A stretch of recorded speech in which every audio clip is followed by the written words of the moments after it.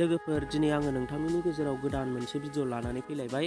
बे भिडिअआनो जाहैबाय आधार कार्डखौ माबोरै डाउनलड खालामो। दा नैबे फंबाया आंनाव कमेन्ट खालामहरदों, आदा आधार कार्ड डाउनलड खालामनाय भिडिअ लाबो, आंना गोमानानै दङनो।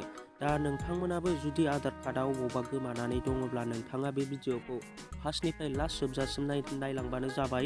दा आधार कार्ड डाउनलड खालामनो थाखाय नोंथाङा नोंथांनि गुगोल क्रोमाव फैनानै नोंथाङा गुगोलाव सार्च खालामनांगोन उदय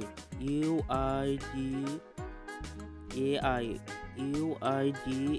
दा आं बिनि लिंकखौ आंनि डिसक्रिपसन सिङाव होनानै दोनगोन, नोंथांमोना डाइरेक्ट क्लिक खालामनानै फैबानो जाबाय। दा नै बेबायदि अपसन नुनो मोनगोन नोंथांमोना उदय, बेयो जाहैबाय आधार कार्डनि अफिसियेल लिंक लोगोफोर। दा नोंथांमोना नैबे फार्स्टनि अपसनावनो क्लिक खालामनानै होनांगोन। दा क्लिक खालामनाय लोगो लोगो नोंथांमोना बेयाव नै लेंगुवेज नुनो मोनदों, नोंथाङा जिखुनु मोनसे इंलिसखौ सेलेक्ट खालामनानै लाबानो जाबाय। दा आङो इंलिसाव टाइप खालामनानै होनोसै। बेनि उनाव नोंथांमोना बेबायदि अपसन नुनो मोनगोन नै।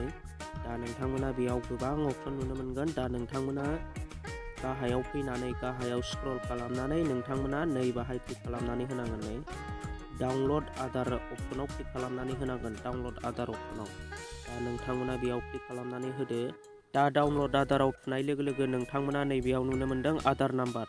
दा इनरल आइडि नाम्बार, नोंथांमोना नैबाहाय इन्टार आधार नाम्बाराव नोंथाङा नोंथांनि आधार कार्डनि नाम्बारखौ नोंथाङा टाइप खालामनानै होनांगोन। नोंथाङा अबावबाफोर लिरनानै दोननाय दङब्ला बा अबावबाफोर फट' खेबनाय दङब्ला नोंथाङा आधार कार्ड नाम्बारखौ होनानै लाबानो जाबाय लोगोफोर। दा आं बेयाव आंनि आधार नाम्बारखौ होनानै लाबाय। बेनि उनाव नोंथांमोना नैबे गाहायाव नुनो मोनदों इन्टार केप्चा। दा नोंथांमोना केप्चाखौ टाइप खालामनानै नैबे सेन्ड OTP आव क्लिक खालामनानै होनांगोन।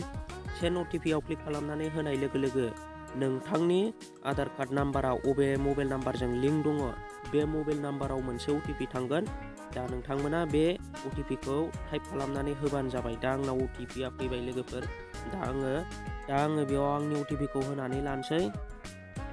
दा OTP होखांनायनि उनाव नोंथांमोना नैबे गाहायाव नुनो मोनदों भेरिफाइ इज डाउनलड, बे अपसनाव क्लिक खालामनानै होबानो जाबाय।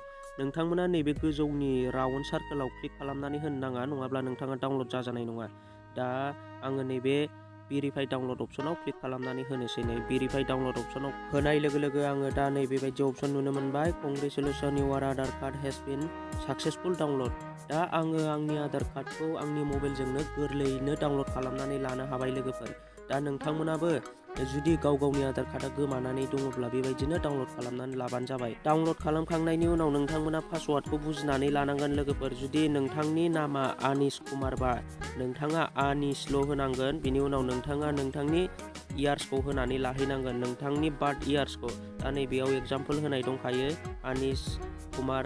दा बिनि पासवार्डआ जाहैबाय आनिस 1989। दा बेबायदिनो नोंथांमोनाबो गाव गावनि पासवार्डखौ मोनथिनानै लानांगोन। दा आङो डाउनलड अपसनाव फैनानै आं दासो डाउनलड खालामनाय आधार कार्डखौ आङो नायनोसै लोगोफोर। नै दा बेयाव आङो क्लिक खालामनानै होनाय लोगो लोगो नै दा बेयाव पासवार्ड बियो।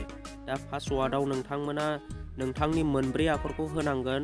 दा आङो बेयाव आंनि मोनब्रै आखरखौ होबाय, आरो दा बेयाव आङो आंनि इयार्सखौ होबाय। आङो मा मायथाइयाव जोनोम जाया आङो बेखौ होनानै लाबाय। नै दा अकेनाव क्लिक खालामनानै होनाय लोगो लोगो आङो आंनि आधार कार्डखौ नुनो मोनबाय लोगोफोर। नै दा नोंथांमोना नायनो हागोन। दा नोंथाङा बेखौ कम्पिउटारनिफ्राय बख'नानै लानो हासिगोन गोरलैयैनो। दा नोंथांमोनाबो गाव गावनि आधार कार्डआ अबावबा गोमानानै दङब्ला बेबायदिनो डाउनलड खालामनानै लादो। दा दिनैनि भिडिअआ बेखिनियानोसै लोगोफोर। जायफोर नोंथांमोना दिनैसो आंनि चेनेलाव गोदानै फैदों, अननानै चेनेलखौ साबस्क्राइब खालामनानै होदो। लोगोसे खाथिनि नटिफिकेसन बेल आइकनखौबो अलाव क्लिक खालामनानै होबानो जाबाय, जाहाथे आं नोंथांमोननि थाखाय बेबायदिनो गोदान भिडिअ लाबोबाय थानो हायो। बाय बाय लोगोफोर।